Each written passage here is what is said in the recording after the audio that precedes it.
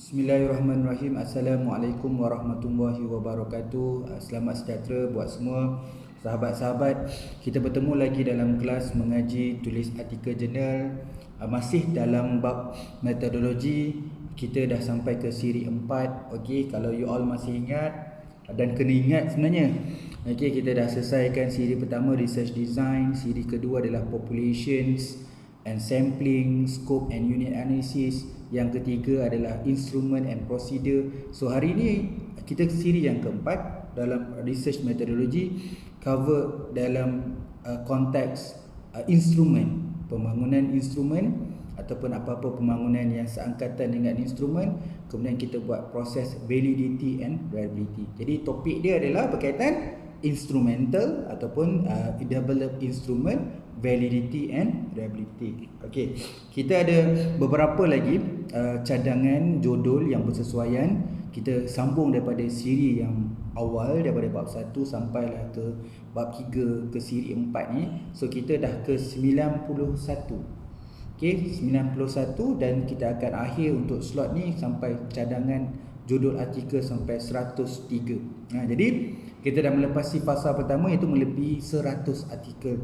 Okey, supaya semua orang terus positif, kita dapat menzahirkan beberapa artikel daripada idea.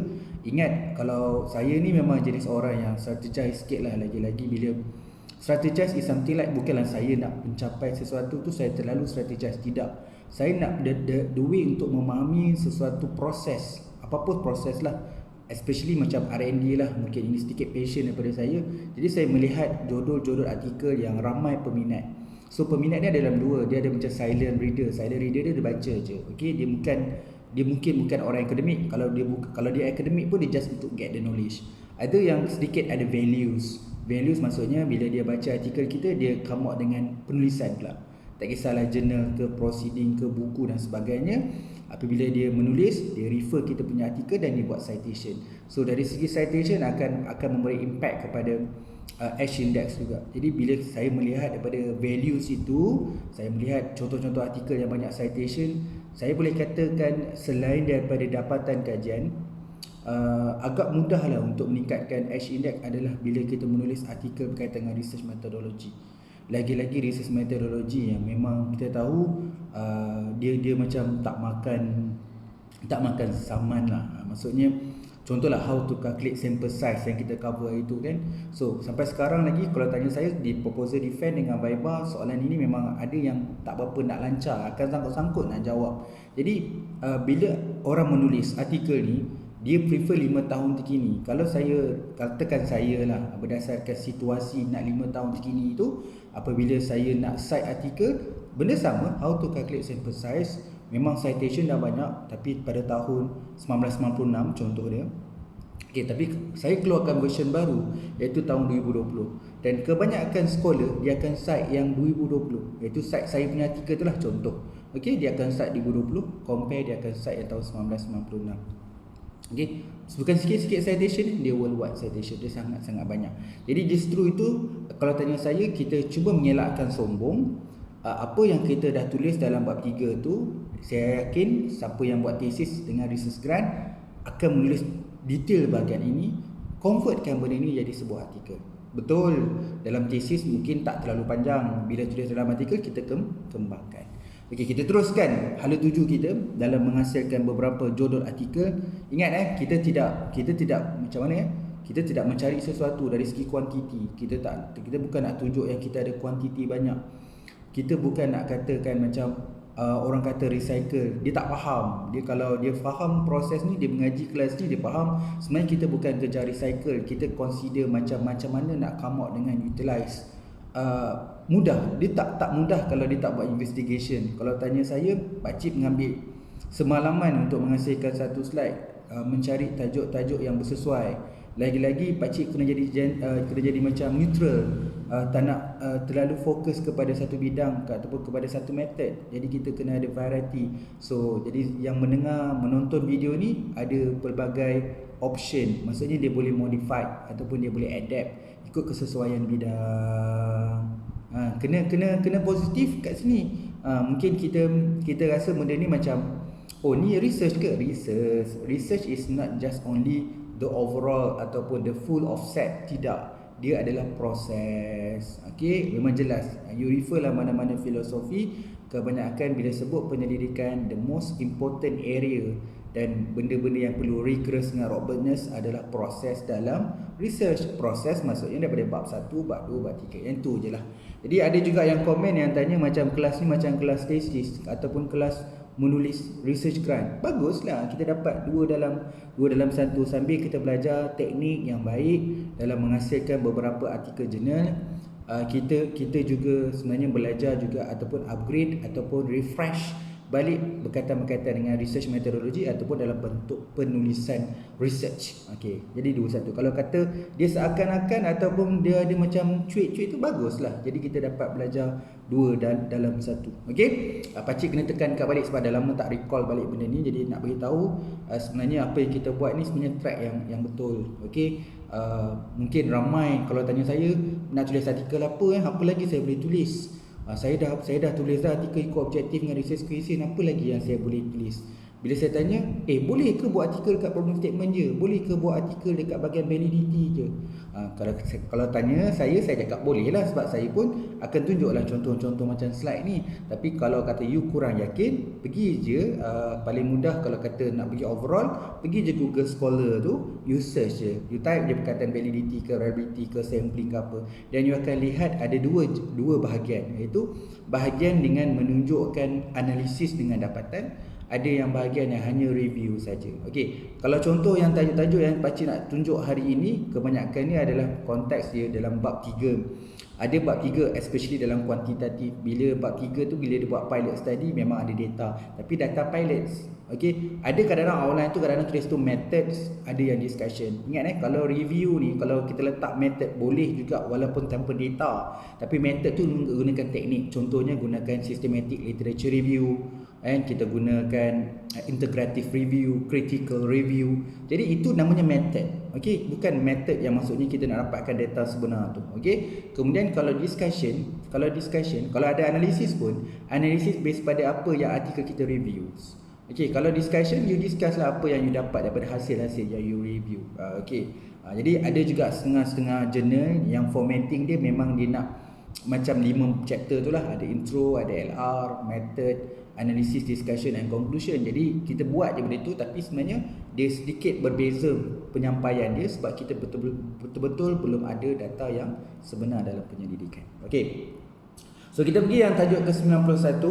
Untuk ulangan kita masih lagi mengekalkan simulasi sustainable development. Bukan tak boleh tukar tajuk lain, kita nak konsisten daripada nombor 1, dah pergi pada 91 dah ni. Jadi kita bawa je lah perkataan sustainable development secara umum. Okay, semua orang memang berkata tentang kelestarian. Kalau nak minta research grant pun memang kena pakai SDG, Sustainable Development Goal tu. Jadi sustainable tu mungkin sesuai untuk semua dalam keadaan sekarang ni. Okay, kita pergi tajuk ke-91 Okay, tajuk dia adalah Sustainable Developments Assessment in Tourism Industries, a Comparison Instrument. Okay, mungkin di peringkat awal dalam bab 3 you sedang mencari instrumen. Jadi kita investigate menggunakan advanced search.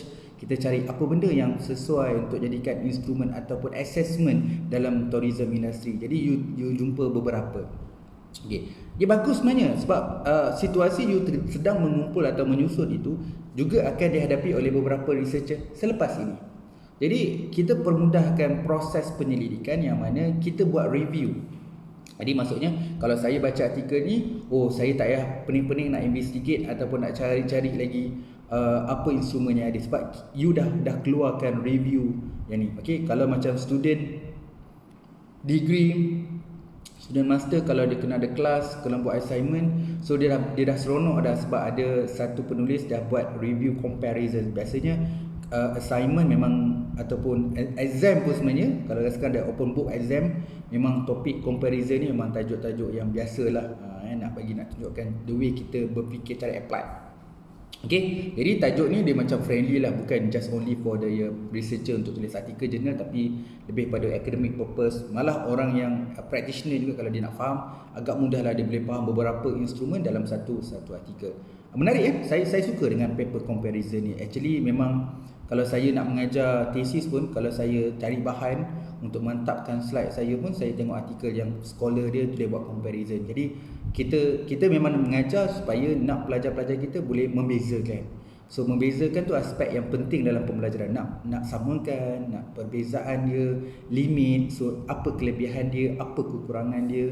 Jadi kalau kita mengaji memang kita akan sampai ke situlah. Sebab kalau kita belajar dapat je tapi kita tak tahu dia punya min max, tak tahu dia punya dia punya kelebihan, dia punya kelemahan, strengthen dan weaknesses. Jadi kalau tahu benda tu dia rasa jadi indahnya nak belajar. Okey, yang ni kekurangan ni, sebab tu kita kena belajar satu lagi. Okey, ini ada lebih daripada ni tapi tak boleh nak monitoring sebab tak boleh nak ada controlling. Jadi kita cover yang ni pula. Itu sebenarnya dalam ilmu ni tujuan kita belajar ni selain daripada kita memahami, kita boleh membeza dan sama rata. Okey. Jadi untuk topik ni banyak pula pakcik bercakap ni. Okey, untuk topik ni ada topik yang ke-91, Sustainable Development Assessment in Tourism Industry, a comparison of instrument. Jadi kita mulakan dengan introduction. Okey, yang kedua adalah menceritakan apa itu Sustainable Development Assessment, kemudian cerita Sustainable Development Assessment titik dua bertindih, kita punya yang main a comparison instrument. Yang mula-mula tadi cerita mungkin overview dan definition je Sustainable Development Assessment. Yang kedua ni kita cerita Sustainable Development Assessment titik dua bertindih a comparison instrument. Kita ceritalah instrumen-instrumen yang ada dalam, especially dalam tourism industry ataupun service industry. Okey, kemudian kita gunakan method. So method pakcik tak titik dua bertindih systematic literature reviews. Kemudian result nombor 5, nombor 6 implication and limitation, nombor 7 conclusion. So untuk topik ni ada 7 outline, pakcik ulang balik. Tajuk dia Sustainable Development Assessment in Tourism Industry titik dua bertindih a comparison of instrument. Nombor 1 dari segi outline mulakan nombor 1 introduction, nombor 2 Sustainable Development Assessment, point nombor 3 Sustainable Development a comparison instrument, nombor 4 buat tulis method titik dua bertindih systematic literature review, nombor 5 result, nombor 6 implication dan implication and limitations, yang ketujuh adalah conclusion. Jadi dengan you review saja beberapa instrumen yang ada dalam tourism industry, contohnya kalau tak banyak kita besarkan jadi service industry. So dengan ada beberapa jenis instrumen itu diperbincangkan, terjadilah sebuah artikel. Macam mana nak buat artikel? Seperti 7 outline yang pakcik cadangkan tadi, kan? Macam-macam. Kalau macam lecturer ada yang PM tepi, dia kata nak minta izin, boleh tak gunakan slide ni sebab nak buat assignment. Jadi boleh bagi contoh. Okey, bagi 91 ni, okey bagi dekat satu student dia buat assignments. Ubah suai sikit lah, dia kata adapt sikit lah untuk student-student untuk program-program tertentu. Saya rasa bagus sebab bagi saya untuk peringkat permulaan, saya sendiri belajar master ataupun awal-awal doctorate dulu, memang saya tak nampak pun idea nak tulis banyak artikel jurnal ni. Bila especially terima kasih kat yang mendengar ni lah, yang mendengar you all lah semua, sahabat-sahabat. Bila saya pergi kursus, bila duduk sembang-sembang, memang tu je lah soalan-soalan apa lagi boleh tulis artikel. Macam nak kena cukup lah syarat untuk kenaikan pangkat Profesor Madya, Profesor, nak banyakkan artikel untuk apply pensyarah. Apa lagi yang saya boleh tulis artikel, macam mana nak ningkatkan citation, ningkatkan NACDEX. Inilah ibu dia. Jadi kita kena perbanyakkan penulisan artikel, mematangkan dalam bentuk penulisan. Kalau saya jadi evaluator yang matured, kita akan tengok artikel Q1 betul, Q2, tapi the proses yang kekuatan yang dia ada. Kalau tengok satu artikel yang dipublish satu pattern saja, satu style saja, jadi seseorang itu dia punya kekuatan dia cuma ada kat satu je. Kalau tanya saya sekarang ni, betul kita ramai talents yang akan bagus dekat satu area. Dan satu area tu maksudnya dengan satu kompetensi, satu skill. Tetapi dalam satu keadaan, bila situasi je kita nak meminimizekan, contohnya nak meminimizekan manpower, aspek balance tu sangat penting. Balance ni bukan nak tunjukkan dia boleh buat semua benda, bukan. Keupayaan dia membuat implication atau berfikirkan secara lebih luas. Perspektif dia lebih luas. Dia memahami proses. Proses ni kena faham daripada A sampai Z. Okey, jadi sebab tu bila orang tengok seseorang tu tulis artikel, dia bagus dekat bahagian introduction. Maksudnya bahagian idea. Dia seseorang yang sangat rigorous, iaitu review. Bila review ni dia banyak potential dia. Ramai orang nak baca paper reviews. So you ada keupayaan menulis paper review. Bila tulis paper review ni, dia akan beranak benda lain. Tulis kat surat khabar lah, akan tulis dekat buku, akan tulis hasilkan banyak buku. Itu bagusnya kalau orang tulis review. Kemudian dia seorang yang metodologi. Metodologi satu benda yang macam kita kena tahu bila nak buat sesuatu tu apa tool ataupun apa alat ataupun apa instrumen contohnya kan yang akan digunakan. Jadi kepelbagaian. Jadi kita tengok artikel tu dia ni strong juga bahagian literature review. Okay, dia ni strong juga bahagian metodologi. Oh, dia ni strong bahagian idea sebab dia buat satu. Jadi kat sini kita nak tengok capability individual tu dia bagus sebab bila dia join pensyarah contohnya, kita tahu candidate ni ataupun bakal lecturer ni dia bagus kat method. Dia menguasai method, dia bagus dekat review dan sebenarnya bahagian-bahagian tu sangat penting dalam seorang pensyarah bila dia nak bekerja dalam teamwork, nak kolaboratif. Bila kita buat research, kita perlu ada orang yang tackle buat literature review. Ada yang tahu dekat metodologi. Itu contoh dia. Sebab kenapa saya rasa benda tu penting? Sebenarnya dia tak perlu diasingkan. Seseorang researcher perlu menguasai kesemuanya. Jadi wajar dia tulis artikel untuk kesemuanya. Abaikan pandangan orang yang mengatakan kita siapa? Kita bukan expert. Kita menulis senjata kita dalam bentuk penulisan. Jadi benda tu tulis saja. Jangan risau. Kadang-kadang saya pun mana yang saya rasa unik, saya study lah, investigate latar belakang dia siapa. Bila investigate latar belakang memang saya tahu sebenarnya ni student PhD dia yang tulis. Baguslah. Siap kritik lagi. Jadi keupayaan sebenarnya postgrad tu adalah tinggi dalam penulisan artikel. Okay, kita go through yang ke-92. Tadi 91 pasal Sustainable Development Assessment. Yang kat sini adalah masih lagi berkaitan instrumen. Tajuk dia nanti boleh ubah sesuai kalau rasa kurang sesuai kan. Tajuk dia Review of Literature on Survey Instruments Used Collect Data on Sustainable Development in Tourism Industry. Okay, memang saya tengok beberapa tajuk ada yang macam ni. Mungkin kalau baca ni macam grammar tak betul, dia tengok betul lah kalau tak sesuai. Okay, so tajuk dia Review of Literature on Survey Instrument Used Collect Data on Sustainable Development in Tourism Industries. Okay, nombor 1 point dia introduction. Nombor 2 dia pergi method literature review search. Ini pun tadi dia punya method dia guna systematic literature review. Yang kat sini dia punya method dia tulis LR search. Kemudian nombor 3 result, nombor 4 discussion, nombor 5 conclusion. Okey, kat sini kita nak buat satu paper berkaitan dengan instrumen untuk kita buat collect data kan. Jadi punya tajuk saya ulang balik untuk sekali lalu lagi. Review of literature on survey instrument use collect data on sustainable development in tourism industry. Point dia introduction, nombor 2 method literature review search, nombor 3 result, nombor 4 discussion, nombor 5 conclusion. Jadi kita boleh buat review je literature yang berkaitan dengan survey instrument yang boleh digunakan untuk mengumpul data. Paper 93. Okey, kita cerita memang hari tu kita dah cerita prosedur, tapi kat sini kita cerita prosedur untuk instruments. Jadi tajuk dia The Development of Sustainable Development Instrument Procedure for Tourism Industry. Baca ulang balik tajuk dia The Development of Sustainable Development Instruments Procedure for Tourism Industry. So dia ada 6 outline. Dimulakan dengan introduction, kemudian dia ceritalah dalam instrumen tu ada construct and factors. Kemudian dia cerita development of instruments item. So apa item-item yang dikeluarkan. Kemudian cerita proses validity analysis, kemudian reliability analysis, last sekali conclusion and future agenda. Okey.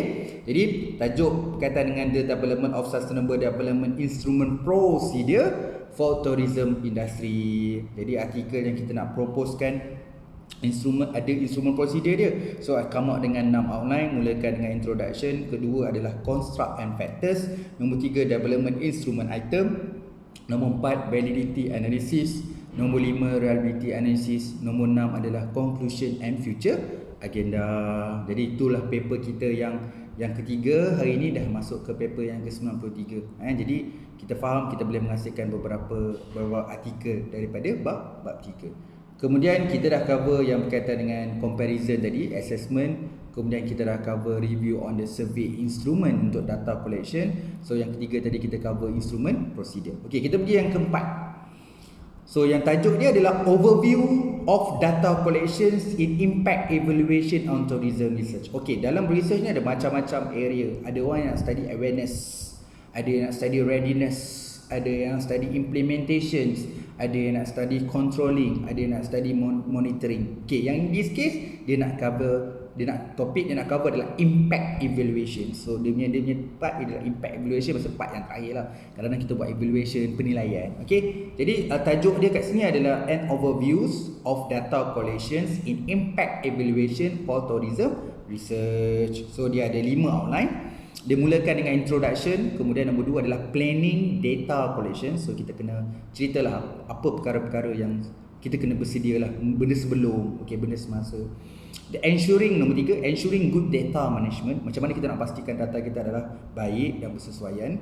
Nombor 4, specific issues in ensuring in quality data quality. Jadi apa perkara-perkara yang kita nak bincang yang dalam konteks quality, data yang berkualiti. So apa isu-isu yang muncul dalam menghasilkan data yang berkualiti. Yang kelima adalah conclusion. So paper ni bertajuk an overview of data collection in impact evaluation for tourism research. Dia ada 5 outline, mulakan dengan introduction, yang kedua planning data collection, nombor 3 ensuring good data management, nombor 4 specific issue in ensuring quality in data collections, nombor 5 adalah conclusion. Okay, next kita pergi lagi, kita ada banyak lagi.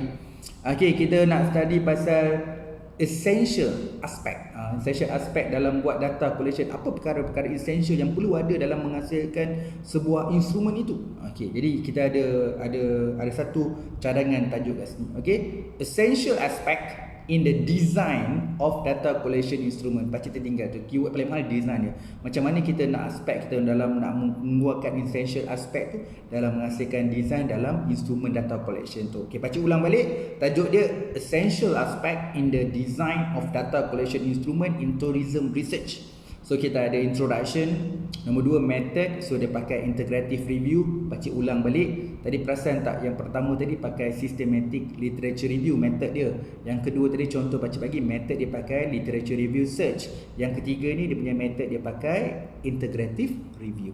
Okey, ulangan dia punya outline introduction, nombor 2 method, integrative review, nombor 3 result, nombor 4 discussion, nombor 5 conclusion. So paper yang berkaitan dengan essential aspect design ni yang bertajuk essential aspect in the design of data collection instrument in tourism research, ada 5 outline, intro, method, integrative review, nombor 3 result, nombor 4 discussion, nombor 5 conclusion. Okey, ada juga yang kita nak bincangkan dalam menghasilkan sesebuah artikel ni. Dia akan melibatkan beberapa perkara yang kita perlu lihat, tak perlu terlepas pandang, kita panggil consideration, dan ada perkara-perkara yang akan menimbulkan bias. Jadi kita buat satu artikel berkaitan dengan tu.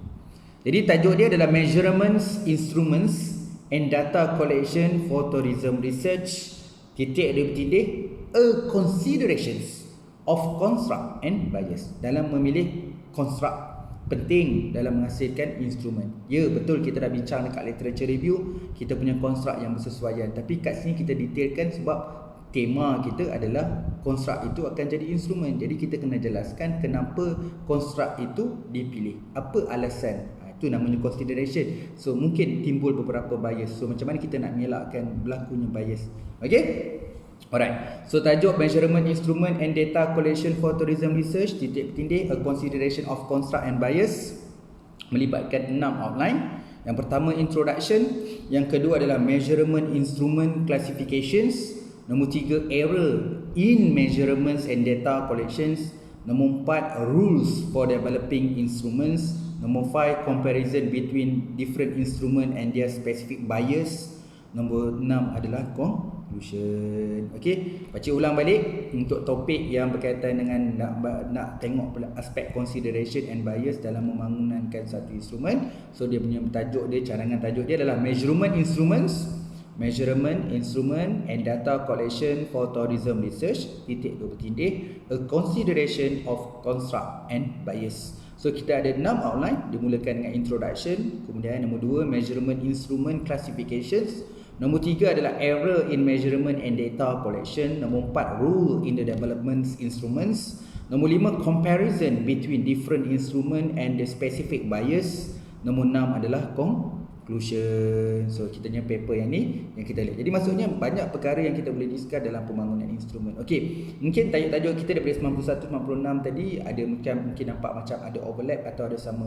Nanti dalam you menghasilkan artikel tu, you kena asing-asing, you ubah sikit tajuk, dan juga you punya online pun tak bertindan antara satu sama lain. Bertindan tu tak ada masalah. Mungkin kita kena masukkan juga, contohlah kan, nak cerita berkaitan dengan tadi dia punya construct, sebab construct dalam item sama, jadi mungkin benda tu sama. Bukan apa, ada proses turning in nanti kalau kita sedut balik yang lama ataupun dipanggil sebagai kita copy and paste yang dah terbit sebelum ni, so ada masalah dekat turning in. Jadi saya memang suka turning in tu sebab bila kita ada turning in, dia ada satu tool yang at least dia bantu kita supaya kita tidak melakukan recycle dalam bentuk penulisan. Tu satu. Yang kedua pula, kita jadikan sebagai kita mana tahu dah biasa banyak sangat tulis artikel, oh yang ni aku dah terbit rupanya. Jadi dia ada satu tool yang bagus untuk kita jadikan alert system dan monitoring lah, supaya artikel yang kita dapat tu bila orang baca, sebab bila kita menulis ni kita dah ada follower. Bila ada follower nanti dia frust dia lah, kenapa researcher ni tulis balik benda yang dia dah terbit hari tu. Okey, kalau tanya saya pun kadang-kadang buat benda yang sama. Kadang-kadang saya terpaksa ambil juga satu spek tu, especially metodologi kan. Sebab sama je artikel-artikel bukan metodologi yang sama. Jadi saya ambil tapi saya upgrade dengan new literature. Maksudnya hari tu mungkin saya cite buku tu citation 2017. Untuk kali ni paper tu saya cite 2020, dan mungkin dah ada banyak dah scholar-scholar metodologi baru dalam tu. Jadi saya buat customization. Asalnya memang konsep lah copy paste lah, dan saya kena replace. CPR lah, copy paste replace. Okey. Seterusnya, paper yang berkaitan dengan perkara-perkara yang dalam metodologi ni kadang-kadang dia ada beberapa perkara awalan, perkara initials. Ada orang yang buat macam need analysis, ada yang buat preliminary studies. Okey. Pakcik tak bincang banyak tapi sebenarnya boleh menghasilkan banyak artikel berkaitan dengan preliminary dengan need analysis tu. Cuma pakcik bagi satu contoh kat sini, tema sebab instrumen jadi pakcik ubah sesuai sikit.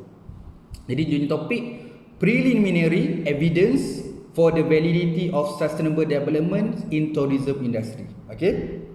Tajuk dia preliminary evidence for the validity of sustainable developments in tourism industry. So nak tengok preliminary evidence tu. Okey. Melibatkan 6 outline. So mulakan dengan introductions, yang kedua adalah research designs. Okey, kemudian theoretical framework for sustainable development. Ini saya rasa mungkin kita dah terbit, jadi kita keluar kat sini, tapi minimize kan supaya nak tunjuk, sebab penting bila nak tengok preliminary itu kita kena tunjukkan juga at least macam mana kita punya framework kan. Kemudian nombor 4, instrument development framework. Kita nak bangunkan framework dalam bangunkan instrument developments for sustainable developments. Nombor 5, limitation and future research. Nombor 6, conclusion.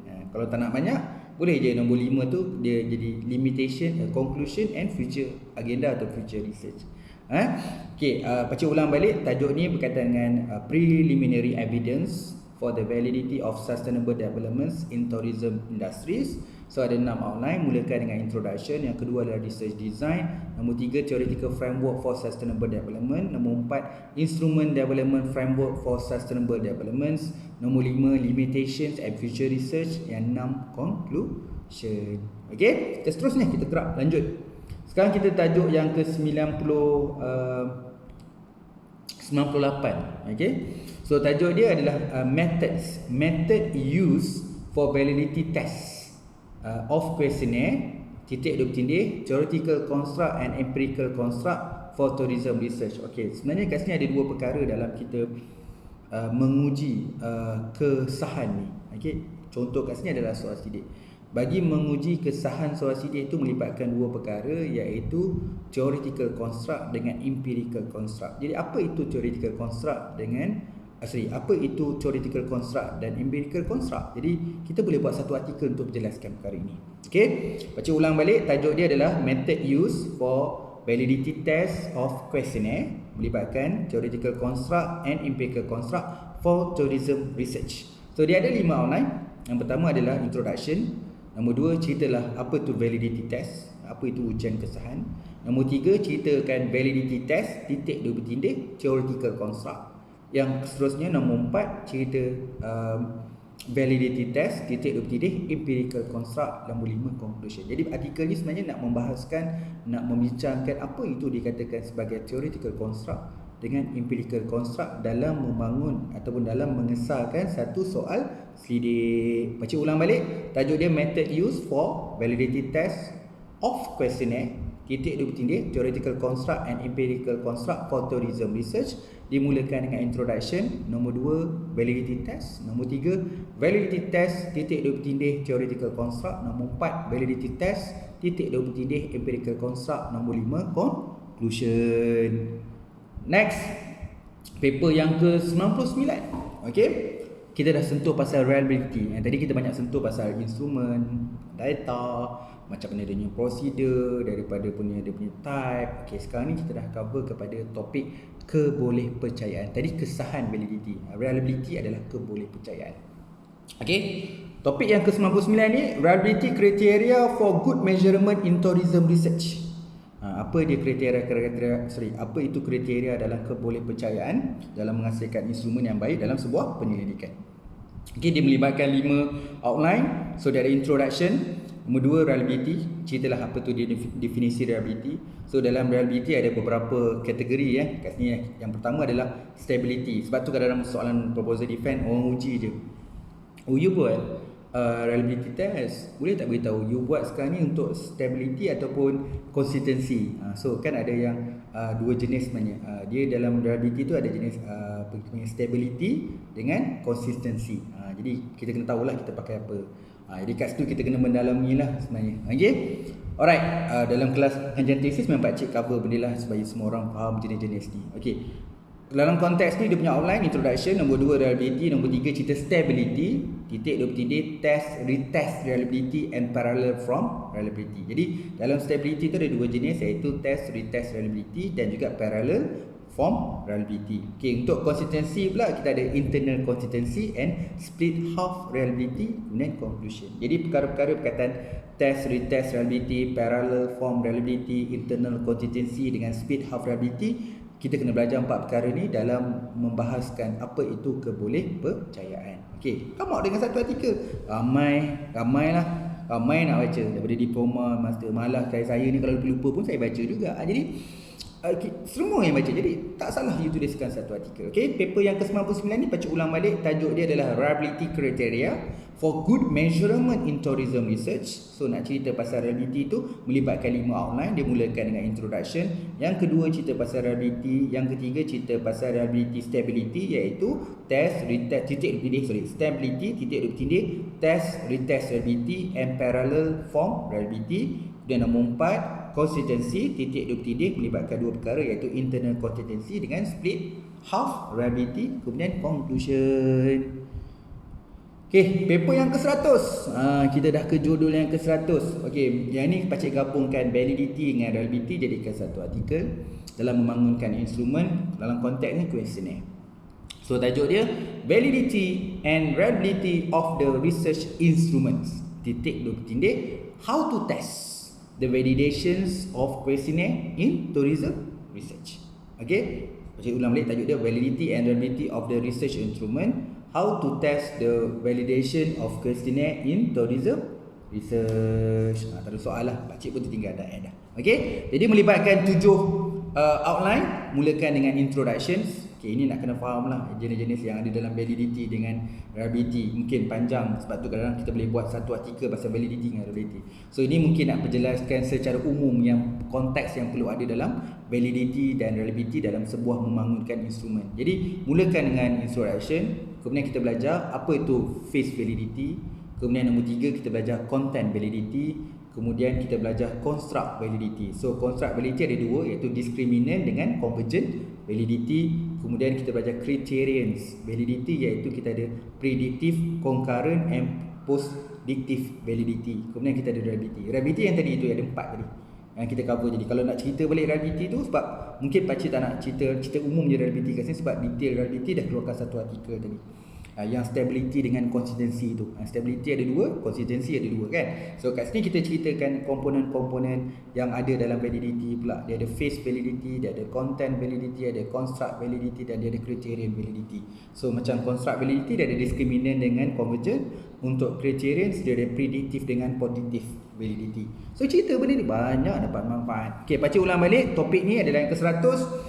validity and reliability of the research instrument. How to test the validation of questionnaire in tourism research. Tanda soal. So ada 7 outline, mulakan dengan introduction. Kedua, ceritakan jenis-jenis validity yang ada, dimulakan dengan face validity, kemudian content validity. Nombor 3, cerita pasal construct validity, discriminant dengan convergent validity. Kemudian kita cerita pasal criterion validity, kita ada predictive dengan positive validity. Kemudian kita reliability secara ringkas, dan last sekali adalah conclusion.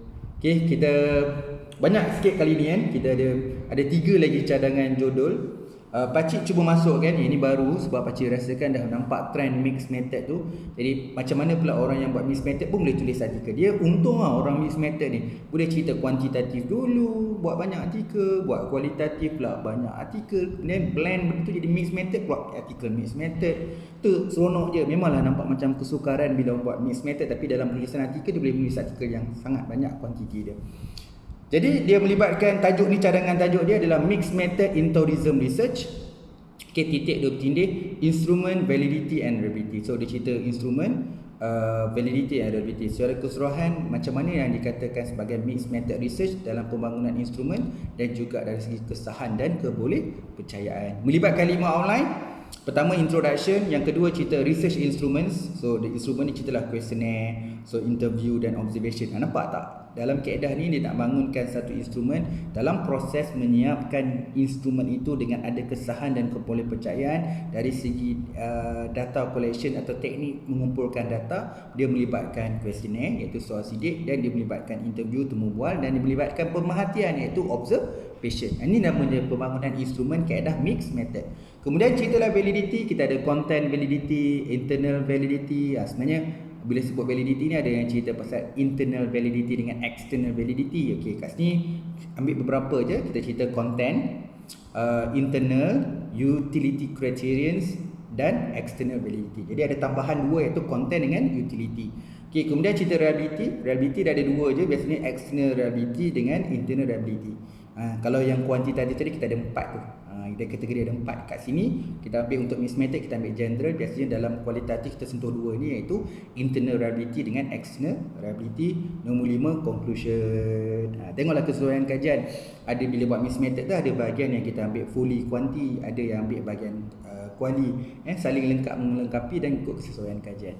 Saya ulang balik, tajuk yang ke-102 ni adalah yang berkaitan dengan mixed methods in tourism research, instruments, validity and reliability. So mulakan dengan introductions, kemudian ada research instruments, titik bertindih, questionnaire, interview and observation. Kemudian ceritalah validity, kita ada content, kita ada internal, kita ada utility criterion dan external validity. Dalam reliability pula nombor 4 terbagi pada 2, reliability titik bertindih, internal reliability and external reliability. Yang kelima adalah conclusion. So kita ada satu paper yang berkaitan macam mana nak menceritakan instrumen validity dan reliability dalam penyelidikan gabungan ataupun mixed method. Okey. Kemudian pakcik macam tertinggal sedikit tadi. Sebelum masuk kat mixed method tadi ada satu lagi paper 101 tadi yang berkaitan dengan approach dalam membangunkan validity dengan research design. So ini tadi 102, ini 101. Minta maaf terganjak satu slide. Okey, kita reverse kejap, patah balik kejap. Okey, paper tadi 102, ini 101. So tajuk dia adalah relevance approach of validity and reliability designs for quantitative research. Okey, kalau nak buat paper ni boleh buat satu lagi untuk qualitative research sebelum kita masuk nanti mixed method kan.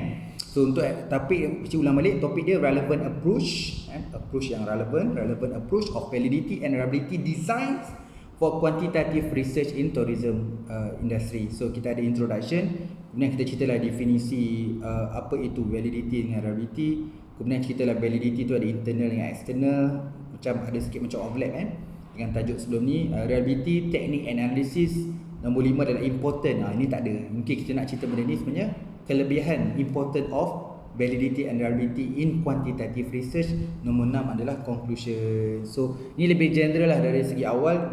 If you dalam kajian kuantitatif nak bangunkan satu instrumen yang melibatkan validity dan reliability. So inilah proses dia. Pertama kita faham introduction, yang kedua kita kena faham definisi apa tu validity and reliability. So kena faham jenis-jenis validity dengan reliability, kemudian kita cerita important validity and reliability, kemudian kita conclusion and future agenda. Paper yang terakhir sebenarnya 103. Patah ke depan balik. Tadi kita dah cover mix method yang pertama yang berkaitan dengan macam mana nak bangunkan instrumen dan apa tu bagaimana proses validity dan reliability dalam penyelidikan gabungan. So berikutnya adalah cerita macam mana mixed research, macam mana penyelidikan gabungan tu as a tools for developing instrument in tourism research. Macam mana keadaan gabungan tu boleh jadikan satu alat yang sesuai dalam membangunkan instrumen dalam penyelidikan pelancongan. Jadi tajuk dia mixed research as a tool for developing instrument for tourism research. So dia ada 5. Yang pertama adalah introduction, yang kedua adalah crossover analysis. Dia ada macam-macam. Crossover ni antara yang kompleks juga dalam mixed method.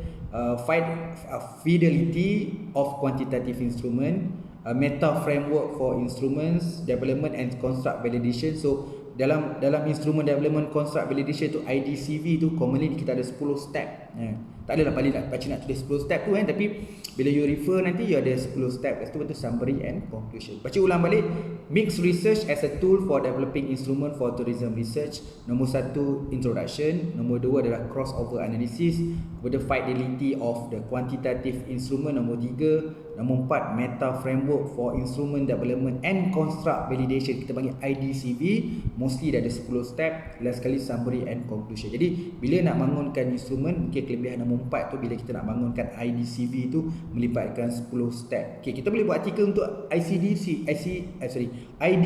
ni. Boleh buat satu artikel je sebab dia melibatkan 10 step. Kena terang juga step 1 apa, step 2. Boleh cerita 10 step of developments 10 step for instrument developments and construct validation, IDCV tu. Kita boleh buat artikel tu juga. Tapi kalau konteks dia nak ceritakan mixed method ataupun mixed research as a tool for development instrument for tourism research, kita boleh pakai juga ini. Alhamdulillah kita dah complete daripada 91 ke 103 judul artikel yang kita boleh hasilkan dalam metodologi. Semoga semuanya makin peroleh manfaat.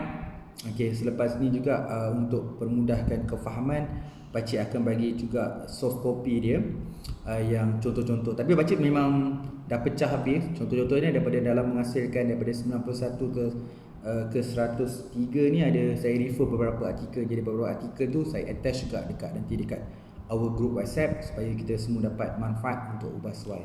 Itulah pakcik memang kadang-kadang pakcik tak ambil bulat-bulat, pakcik ubah suai, kadang gabungkan. Jadi pakcik bagikan juga untuk panduan jugalah. Tapi paling penting adalah macam mana kita nak keluarkan satu artikel dalam bab 3. Pakcik ulang balik lebih pada topik ni, pakcik nak tunjukkan variety. So mungkin ada beberapa, ada contohlah paper yang 94, 95 contoh dia ada macam bertindan sikit. You ubah suai supaya tajuk dengan kita punya isi tu ada sedikit perbezaan. Yalah, kadang-kadang lebih kepada nak cerita definisi, ada cerita nak cerita benefits, ada nak cerita important, ada masa kita nak buat comparison, ada masa kita nak buat tadi mixed method. So dia akan jadi lain, audien akan berlainan. Jadi kita boleh keluarkan, hasilkan beberapa artikel mengikut audien. Terima kasih lagi, mohon maaf panjang sedikit dalam penerangan siri yang keempat ni. Kita jumpa siri yang kelima pula, iaitu siri yang terakhir dalam bahagian metodologi, iaitu membincangkan perkara-perkara yang ramai yang terlepas pandang, iaitu contohnya etika dalam research yang berkaitan dengan translation, proses language, translation. Bila kita buat gunakan instrumen kan, soal sidik dan sebagainya, dia melibatkan isu language, instrumen. Kemudian kita akan cerita pasal expert, dari segi pemilihan expert macam mana. Kemudian yang terakhir sekali dalam bab 3 tu kita boleh diakhiri dengan pilot study. Kita akan cover untuk next class yang berkaitan dengan ethicals, language, ethics, language, what else? Expert dan juga dengan pilot study tu. Ada berapa lagi? Jadi kita akan cover untuk siri yang terakhir dalam metodologi untuk bahagian yang 5 sebelum kita masuk kita punya paling core lah. Benda ni saya tak risau sangat nak bincang sebab bahagian analisis. Jadi semua orang buat research memang ada analisis yang untuk menjawab setiap research question macam keluarkan artikel. Antara part yang ringan sikit lah. Bila kita bincangkan penulisan artikel, bahagian yang agak ringan untuk pakcik untuk sampaikan yang you all pun rasa tak berat adalah bahagian analisis, iaitu common dalam sebuah research mesti ada analisis. Jadi mungkin jarang orang tulis artikel daripada bab 1, bab 2, bab 3. Okey, yang seterusnya kita akan pergi pada bab analisis, dan yang terakhir nanti kita akan pergi, ini pun mungkin tak ramai orang tulis artikel, nanti bahagian bab 5 kan. Bab 5 pun boleh hasilkan beberapa artikel, boleh. Jadi kita akan bincangkan bab 5 tu mungkin something news, banyak benda yang kita dapat idea-idea baru. Okay, tapi tak apa, kena belajar juga untuk peringkat analisis nanti. Kita kena belajar juga bagaimana dalam menghasilkan banyaknya artikel. Memang banyak lah, kalau kaki pusing memang banyak, bukan kaki pusing lah, maksudnya fully utilized kan, memang banyak artikel dikeluarkan dalam paper analisis. Okay, mohon maaf lagi sekali sekiranya ada kesilapan dalam menyampaikan kelas artikel ni yang bahagian metodologi, yang siri yang keempat tu, daripada 91 hingga 103. Okay, terima kasih banyak-banyak. Kita jumpa lagi. Assalamualaikum.